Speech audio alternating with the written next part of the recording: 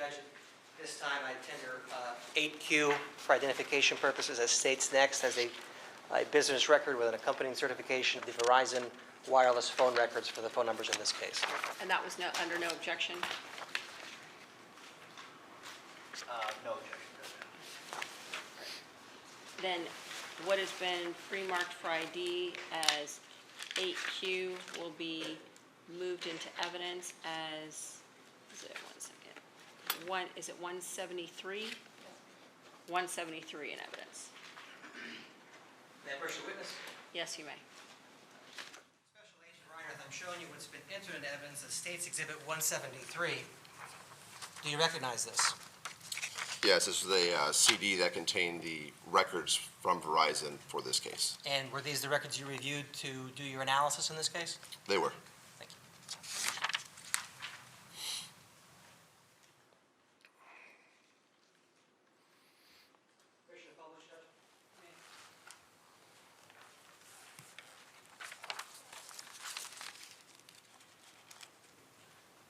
Okay, well, while we wait for that, let's go ahead and continue. Now, as part of your duties in this particular case, did you review these records that we discussed? I did. Now, are these the types of records that you spoke about earlier and the types of records that you would analyze with regard to determining the geographical location of the phone? Of Yes. the phones, plural, I suppose, would be. Now, did you look at several of the entries on the call detail records and prepare a visual representation of the location of the cell phone at certain times? I did. And did you, in fact, do this process for two phones? Yes. Phone number 407-416-1344 Correct. and phone number 407-687-0736. That is correct. Now,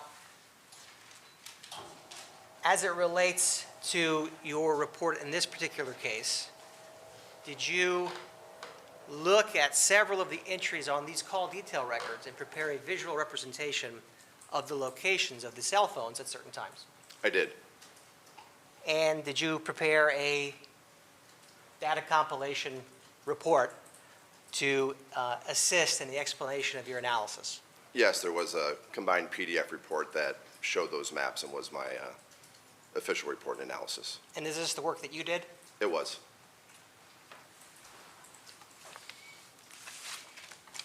I'm showing Defense Counsel States Exhibit 8R for identification purposes. May I approach the witness?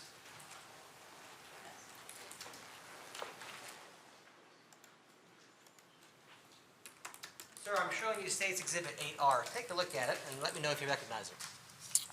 I do. This is the report that I created for this case. And is this report a fair and accurate depiction of the data compilation that you did after reviewing the cell phone location detail records? It is. We tender Exhibit 8R as states next.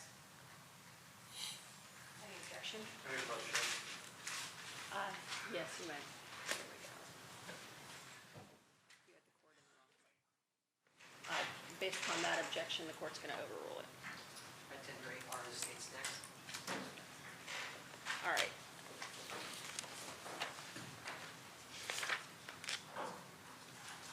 As to what's been pre-marked as States Exhibit R for ID will be moved into evidence as States Exhibit 174. 8R.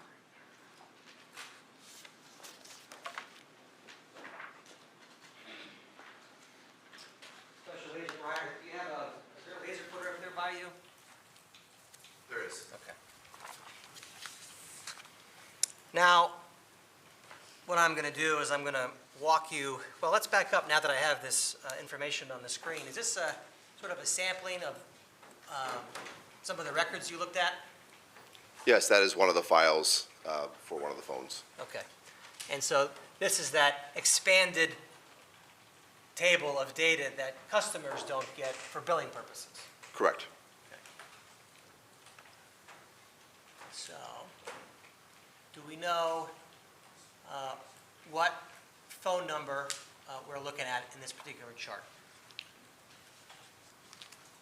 You would, so if you look at the bottom for the tab name down there, 407-687-0736, these would be the VoLTE or the voice over LTE records for that phone number. 407-687-0736. So that would be Cody Amato's cell phone. I don't recall which, Pursuant to our stipulations, it's Cody Amato's cell phone. it's Cody Amato's cell phone. Now, can you tell us the information that's contained on columns B and C? So in column B, it's going to be the time of the event. You will either see, you'll see the timestamp. So for example, just using the first line, December 31st, 2018. The time is a military time, so 17:46:53 would be 5:46 p.m. And then after that, you'll see GMT -5. What that means for that record is that record has already been adjusted to local Florida time. So it's already, at this time of the year, you need to take 5 hours off of GMT or Greenwich Mean Time to get back into Eastern time. You'll see some records that have GMT -0 in that same column, and that denotes that those have not been adjusted. And what about column C? Column C is always going to be the time in Greenwich Mean Time. So just sticking with row 2, for example, so that 5:46:53 p.m., Greenwich Mean Time would have been 22:46, so 5 hours ahead of that. I'm going to scroll over a little bit here. What about columns K, L, and M, and just take each one individually? So K is going to be the number of the phone whose records these are. So again, that's 407-687-0736, which matches the tab at the bottom. And then the next two columns are going to be the call number and then the calling party number. So depending whether it's an incoming or outgoing call, it's going to show the numbers in contact with this phone number. Okay. Now, And then if go ahead. just column J helps you differentiate that because you'll see an MT or an MO. MO is going to be an outgoing call, and MT would be an incoming call. All right. Now, let me go ahead and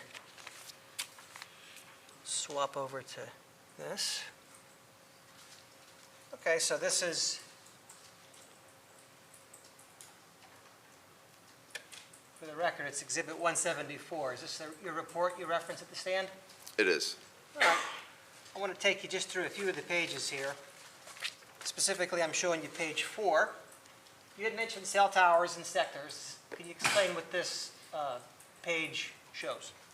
Yes, this is just an example of a visual depiction of what the three sides of a tower, the three sectors would look like.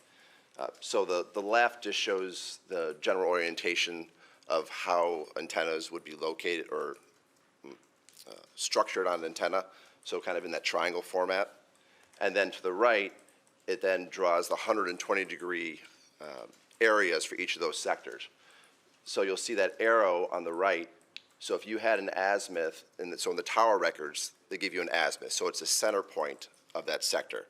So in this case, if the center point of sector 1 was 0 degrees, you go 60 degrees to the left and then 60 degrees to the right to create your 120-degree coverage area.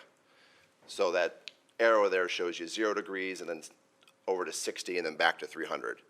And then just working your way around the sector, you would see, or around the circle, you'd see sector 2 with the same 120 degrees and then sector 3 with 120 degrees. And then that pie shape extends out for however long the tower can go out. Whatever is designed to, the area is designed to cover.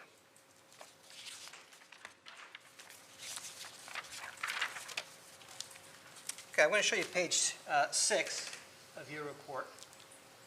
All right, I would like for you to discuss the box that's entitled Cell Number CID at the bottom, as well as the date and tower, the box that you have labeled as date and time of tower event.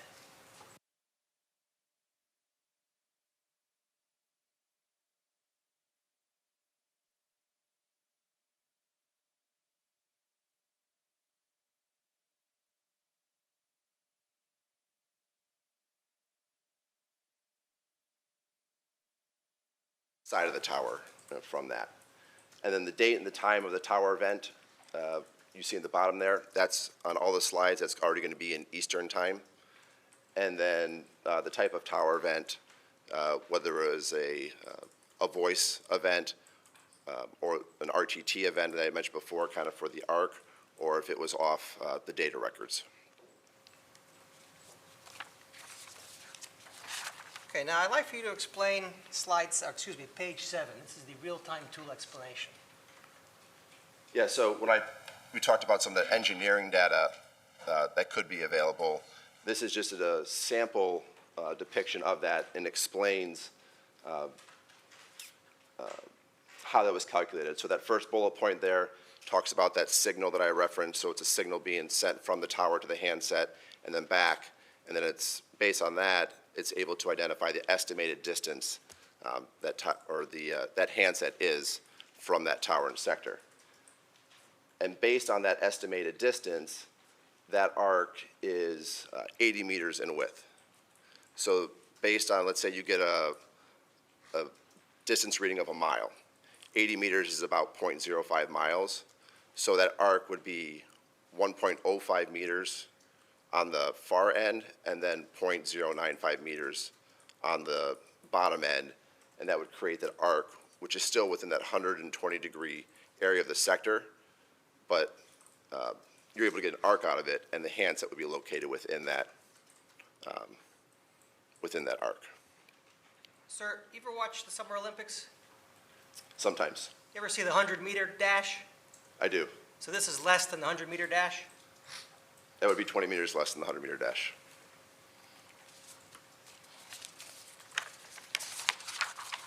All right, I'm going to show you slide 8. Can you tell us what slide 8 depicts? So slide 8 is just an overview of the Verizon towers within the Orlando Metropolitan area. So all the red dots are going to be the physical locations of the towers or the cell sites. And as I talked about, just in terms of density, if you look, for example, where this big cluster is, you have a lot more towers there. And then as you move farther east, there's not as many towers. And then on this map were the 3 locations that I was provided and requested to do the analysis on. So it would be down here you have CVS Health at 9310 South Park Center Loop in Orlando. M, which would be the Orlando Regional Medical Center at 52 West Underwood Street in Orlando. And the crime scene up on 2112 Sultan Circle.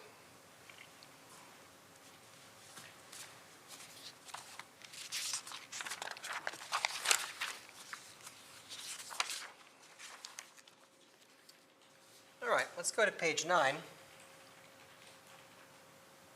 Now, with regard to page 9, can you tell the jury what kind of data is summarized here? Yeah, so this layout will be the same for the maps that you'll see later or within this presentation. So the number up top is going to be the phone number that the records pertain to. So in this example, or in this slide, it's the phone number ending in 1344. Next is the date and time range of the records depicted on here.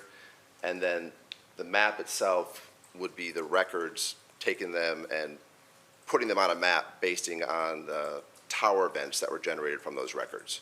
So it's the visual representation of the activity from that, for example, spreadsheet of data that we looked at a little bit before. Now, are data sessions referenced in this report? In this They page are. of your report? On this page, they are. Okay. And can you explain to the jury the data sessions starting with the box CID 145210? Yes, so at the bottom left here, CID 145210, there was a data session with a start time of 12:03:05 p.m. And then the box just above that is just a zoomed in version. And what you'll see is a circle around that for the tower used. With Verizon, they don't give you a sector or side of the tower for the data session. They only provide you with the tower. And that's why you see a circle and you're not seeing a 120-degree wedge, we'll use for a better term, for that event. So CID, that's the actual tower number. That's the tower number. and the data session at 1/24/2019, 12:03. So is that fair to say that Chad the Dad's phone, the 1344, began a data session at 12:03 in the afternoon off of that tower? Yes, it utilized that tower. Now, for Verizon, how long can one of these data sessions last up till? So for Verizon, a session can last up to 6 hours for billing purposes, and then after 6 hours, it would roll over into a new session for billing purposes. And how does that affect your analysis of location data? So with the data sessions, if it rolls over, in these records, if it's, for example, the 6 hours, if it's rolling over, it can carry over that starting tower location. So for example, if you have a 6-hour session off of 145.210, and it carries on for 6 hours, then rolls over, it'll carry over 145.210 as that tower location. And that may not be the location for the phone. So in the upper left-hand corner, I note LTE data sessions that are not mapped. Any data session that was not, that was a rollover. So by rollover, I'm saying the session started at the same time that one ended. That is not mapped on here because of the possibility that it may not be that tower that was utilized, and that tower could have been carried over. Let's move to CID Orlando 226 and CID 145098. Can you explain what we're looking at with regard to 226? So there's a data session, and the reason you see the naming convention a little bit differently is that was a 3G data session, so lower technology. Still 1/24/2019, and that one started at 5:32:39 p.m. And then you had another data session that started at 5:51:52 p.m. using CID 145098. So there's a tower used at 532 from the 226 Orlando tower, and then a tower used at 551 at the 145098 tower.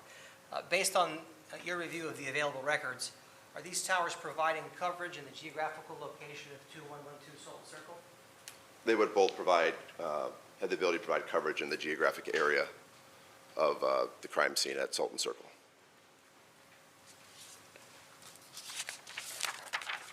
I'm going to draw your attention to page 10. And the top of page 10 indicates 407-687-0736. This would be Cody Amato's cell phone. So let's go through what data is summarized in this particular slide. This slide, so you also have January 24, 2019, from 9:12 p.m. to 2:05 a.m. Starting at the bottom left with CID 145625, we have, there are voice events now on this one in addition to data.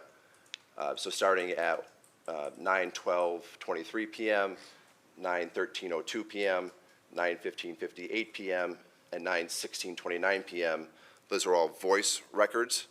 And then there was a data record that began at 9:19:41. Going to the box just above it, you'll see the wedge. So with the the 120 degrees, that's depicting the tower and the sector, so the cell site, the side of the tower that was used for the voice events. And then the circle around there, that's just denoting that that tower was used for that data event. Again, there's no sector for the data event. It's only meant to depict that that tower was utilized for that data event. Then going to the upper right portion, CID 145098, multiple data sessions between 10:45:37 p.m. and 2:05:18 a.m. on the 25th. And then down at CID 145226, 3 data sessions recorded starting there at 11:41:13, and then there were 2 records at 11:53:33 p.m. This is the,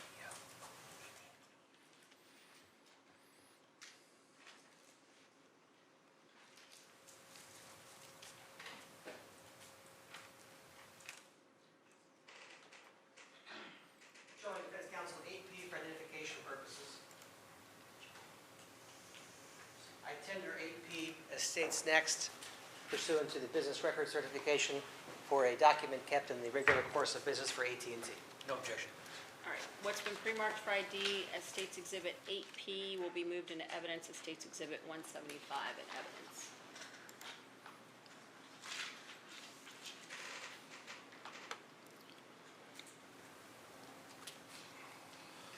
Special Agent Reiners,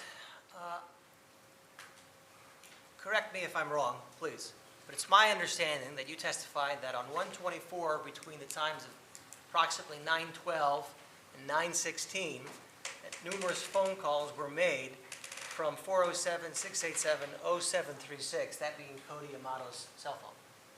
Yeah, there were voice, whether incoming or outgoing, during those times for them. Would you be able to tell by reviewing the previously mentioned records, can you show the jury how you reached that conclusion? Yes. Okay, so for the record, I'm referring to State's Exhibit 173. We are looking at the number 407-687-0736. I'm going to scroll down.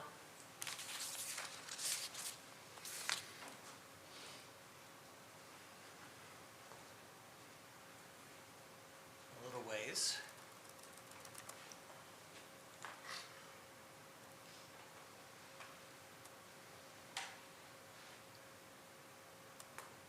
Now, Investigator Reinert, I want to draw your attention to the entries on rows 97 through 100. All right. So, are these the records that you referenced in the visual version of your report? They were. So the record that says at column A, row 100, at 1/24/2019, 21/12/23, is that the corresponding entry on your report at 1/24/2019, 9/12/23? It is. Same question for 21/13/02. Is that the call that's referenced in your report at approximately 9:13? It is. Same question for the next row up, 98, for 21/15/58. Is that the 9/15/58 call? It is. And then lastly, row 97, the 9/16/29 voice call on your report. Does that correspond with the 21/16/29? It is. All right, now let's go to the right a little bit so we can. So that says MO in column J. What does MO represent? So that would indicate that it's an outgoing call. So the phone number ending in 0736 is making outgoing calls. Okay, so that's what we're looking at here. And, column K is the phone number that was the origin for that call. In other words, that's the cell phone number. Well, K is going to be the same number either way. So the origin would be M. Yes, okay, gotcha. And column L, what does column L show us here with these records? So L would be the number that was called by this phone at those, times? given dates and times. Okay. So the numbers that were dialed between 9:12:23 p.m., 9:13:02 p.m., 9:15:58 p.m., and 9:16:29 p.m. are 407-416-1344. Is that correct? That is correct. There's the number's on there twice. That's Chad the Dad. The next entry being 407-971-1422. And for the benefit of the jury in our prior stipulation, that would be the house line for 2112 Sultan Circle. And then entry number, on row 98, column L, 407-416-1344 again. That would be Chad Amato's cell phone number, correct? Correct. And lastly, on row 97, column L, 407-971-1422, the landline at 2112 Sultan Circle. Correct.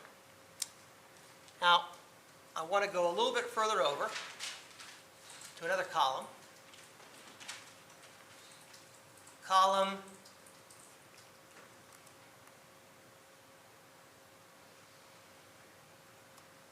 it's going to be column, what is that, N. What does column N, as in Nancy, represent? So that is the duration in seconds for each of those calls on the record. So the first call would be for 1 minute, That was 1 second. or 1 second, excuse me. The second call going up from the bottom would be 115 seconds. Correct. The next call would be 4 seconds. And then the top call there in column 97 that was made at 9:16:29 would be for 1,429 seconds. That is correct. Are you good with math? How many minutes is that? I know it's over 20, but the exact number I need a calculator for. So that's a 20-minute phone call from Cody Amato's phone to the house line at 2112 Sultan Circle. That is correct.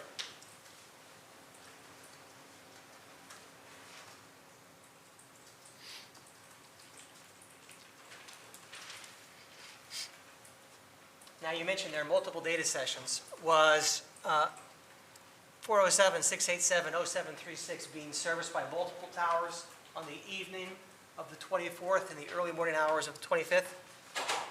Yes, there were some kind of flipping between towers in the data records. And is that a function of the phone looking for the easiest path, the path of least resistance, as it were? Looking for the best signal. And is the crime scene being covered by those two towers? Both those towers could provide coverage in the geographic area of the crime scene. Now, I want to show you slide 11. You had mentioned previously RTT data, real-time tool data. Correct. And an ARC, the less than 100-meter dash mark, the 80-meter mark. Can you explain what slide 11 shows us? Yeah, so again, this is for the rec phone ending in 0736. And these are for the RTT measurements between 11:53:32 p.m. on January 24th, 2019, and 2:05:57 a.m. on January 25th, 2019. There were multiple records of 1.55 miles using tower 145098 and that particular sector. So drawing out 1.55 miles from that tower and going 0.05 miles on each side, that is where you get the depicted arc. And then based on drawing that arc, you still see the crime scene on the map, and the crime scene falls within the coverage area of that arc. Now, your chart under CID 145098, your entry stops at 2:05:57 at 1/25/2019. Why is that? Past 2:05:57 a.m., there were no more network events or interactions with the network that were on this phone. Now, how or why could a phone go off network at any given point in time? So it could be a variety of reasons, just some of those common ones. If it was, it would have to lose connection with the network, so lose power to connect. So turned off, for some reason it was in an area that was not serviced by the tower, anything that could cause it to lose power or prevent it from communicating with the network. So turned off, destroyed, anything that makes that phone stop talking to the towers. Anything that makes it stop talking to the towers. Now, I want to make something clear for the jury. You know, when the phone hits multiple towers like this, for example, can you infer specific phone movement from that? Just off this data alone, I cannot. Okay. So that doesn't mean the phone's going all over the place. You can't tell. I can't make any more conclusion based off of that. Right. But based on the real-time tool data, you have narrowed the window of where that phone was and when it came off network. Correct. So between the 11:53 and 2:05, with those 1.55 mile measurements, the phone will be located within the estimated area of that arc. And the crime scene, of course, being in that arc. And the crime scene falls in that arc. One moment, Judge.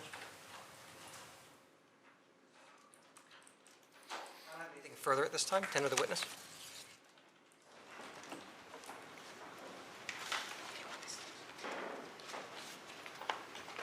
Judge, could I have one moment, please? You may.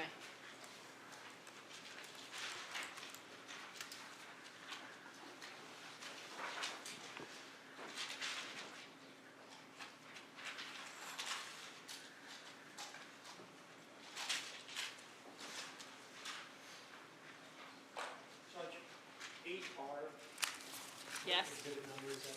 that is exhibit number 174. Great, thank you, Judge. You're welcome.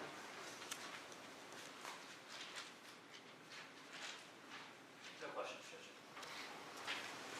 Members of the jury, do you have any questions of this witness? All right, you can show. Write it down, everybody come forward. Okay, some of our jurors have questions. Was the cell site analysis conducted on Grant's phone? I only had these two phone records that my analysis was conducted on. Okay. Was any analysis conducted on the home phone? If so, what did it reveal? I did not conduct any analysis on the home phone.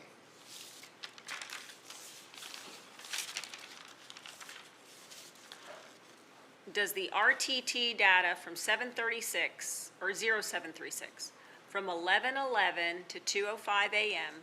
indicate the phone was used or only that the phone was looking for a tower? Can you just pull that slide, or just to make sure the timestamps are right?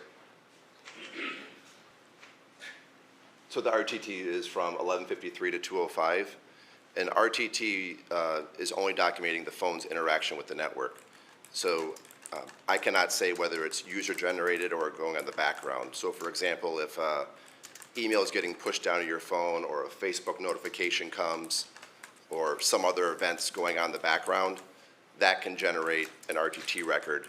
And the phone is also frequently communicating with the network to let it know, here I am, and transmitting other network measurements, which would also generate an RTT event. So I can't make any conclusion as to what type of event, except that that phone was communicating with the network and those measurements were generated.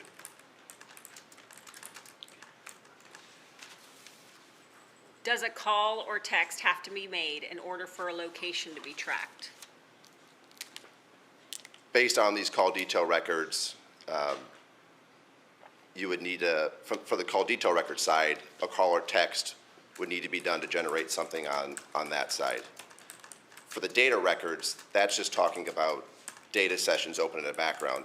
So similar to RTT, whatever type of data your phone could be using, again, going back to maybe Facebook or Instagram or updating, or you get a news alert that could be using data. So that would fall outside the call or text.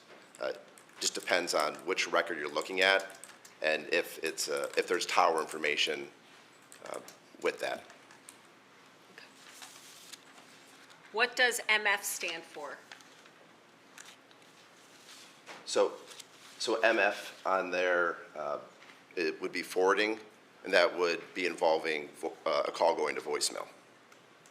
So that's relation to Verizon's voicemail. So you'd see a incoming call, so a terminating, so a call coming in, and then you'd see an MF right after that, which would be that call then involving voicemail.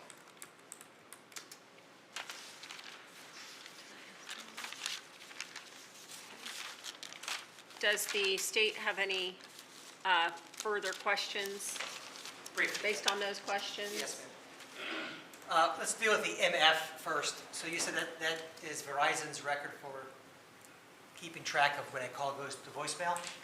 It's showing in there that that phone was routed for voicemail. So that record would be if someone makes a call from a number other than the records we're looking at, and that outside number goes to 687-0736's voicemail. Yeah, so if you look, for example, at row 96 and above, you're seeing terminating, so incoming calls and then MFs. Right, So and it's, excuse me, I'm sorry. no, I was just gonna say, so it's incoming calls, then that call then going to voicemail. And MO is outgoing from this particular phone to a different phone. Correct. to the best of your knowledge, if you can answer this question, do landlines have cell towers? Do they use cell towers when they communicate? To the best of my knowledge, they do not use a tower. May I approach the witness? I'm showing you what's already been entered in evidence in States 175. Do you recognize this document? That is a wireline record from AT&T for the phone number 407-971-1422. And for the record, that's the house landline at 2112 Saltley Circle. May I publish that?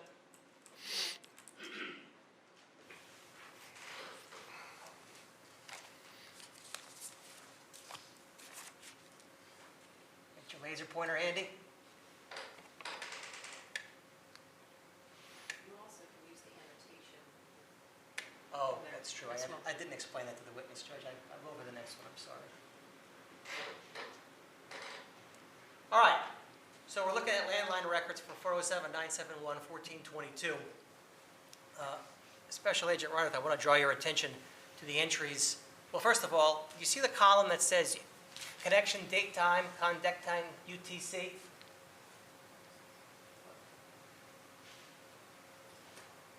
Nope, wrong one. This one. Yes. And it's 1541, 1600, 1737, bunch of numbers there.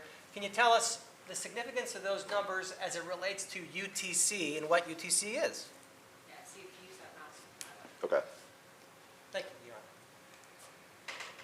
Yeah, so UTC is Universal Coordinated Time, or GMT, so that's the world clock.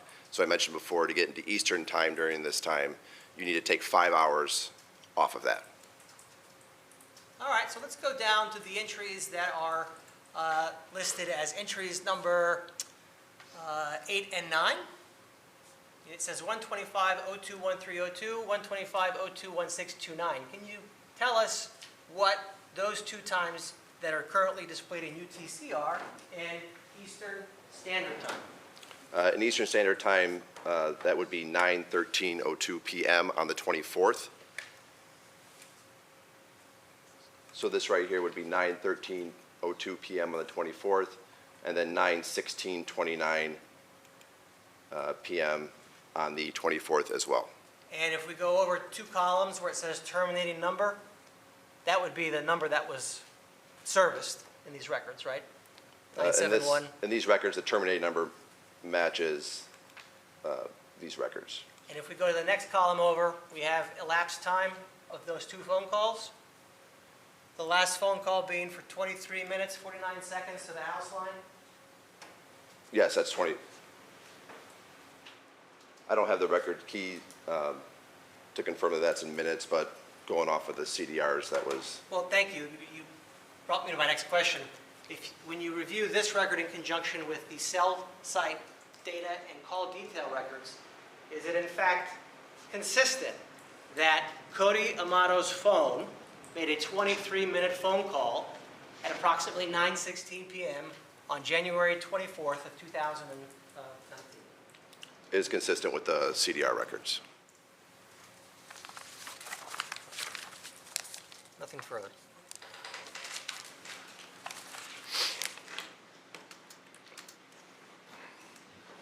All right.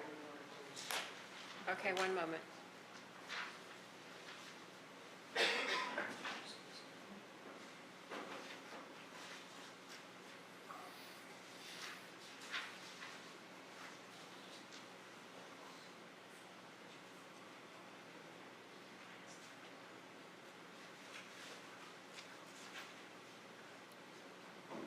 All right, nothing further? All right, defense, do you have any questions of this witness? 2 questions only, Judge. All right, Good morning, sir. Good morning. The focus of your investigation is the location of the towers and which towers a signal bounced off of, correct? Which towers and sectors were utilized for one of the events on the records? So when you say location data, you're talking about tower location, correct? Correct. It's information based off those towers. Correct. And you said for data, you were not given direction of where the data signal came from when it bounced off the tower, correct, from Verizon? For data, you don't, they don't give you the sector, so you know it's that tower, but you don't know which side of that tower. No direction of that, from that tower whatsoever. There's no sector for that tower, correct? Okay, thank you. Any redirect?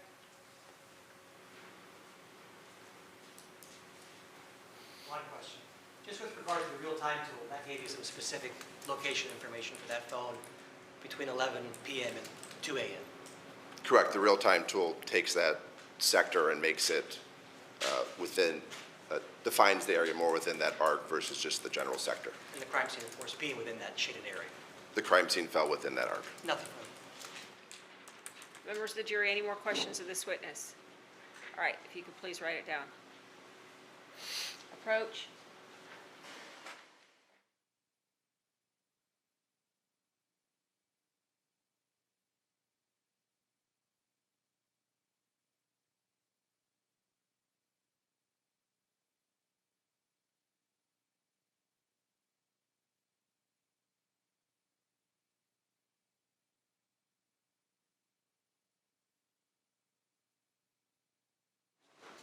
Sir, another question. How often are the real-time tools calibrated for accuracy? So it's the real-time tool. It's just a speed of light measurement. So it's a signal sent. It's a measurement of the signal sent and the time it takes to get back, and that is calculated based off of that measurement. So I can't answer as a calibration question. It's just it's a straight measurement of signals sent and received, and based on how long that takes, it's the speed of light calculation that determines this time equals this distance. Any questions based on that question? Any questions? This real-time tool provides an estimate, is that correct? Correct. And so yes. An estimate meaning it could be off by miles, feet, yards, what are we talking here? So it's a 0.05 on either way, so that would be within the estimate. So you can't speed up the speed of light, so it can't be located any farther than the farthest edge of that arc. Okay, no further questions. Any more questions from, I'm sorry, any redirect first from the state? Any more questions from members of the jury? All right, may this witness be excused and released. Yes, ma'am. All right, thank you very much, sir. You're going to be excused and you're released. Members of the jury, I realize that you're free to go, sir. Thank you very much. I realize you've been going a little bit less time, but the attorneys have been going a little bit longer since we got here early this morning, so we're going to take our morning break now. All right? You may be seated, and we'll take just a 10-minute recess. Is it Jason Amato who's next? No, actually. Daniel Anderson? Danny Anderson. Okay, so then we'll Your take Honor, your vote. I Yes. do have cases to provide to the court based on the state's proffer this morning. Okay, give me that, Mr. Gilbert. Yes, Your Honor. And everyone may be seated. Mr. Gilbert? First case will be a 4th District case, Your Honor, Attire versus State. The site on that is 89 Southern 3rd, 1003. 3.003. Yes, sir. Anything else? Yes, Your Honor. Downs v. State, which is another 4th District case. The site on that is 65 Southern 3rd, 594. And last case, Your Honor, is Agathias versus State, and that's a Supreme Court, a Florida case, Your Honor. Site 77 Southern 3rd, 1232. That's right. 1250. 32. 1213. 32. Oh, 1232. 32, okay. All right, thank you very much. All right, we'll be in recess.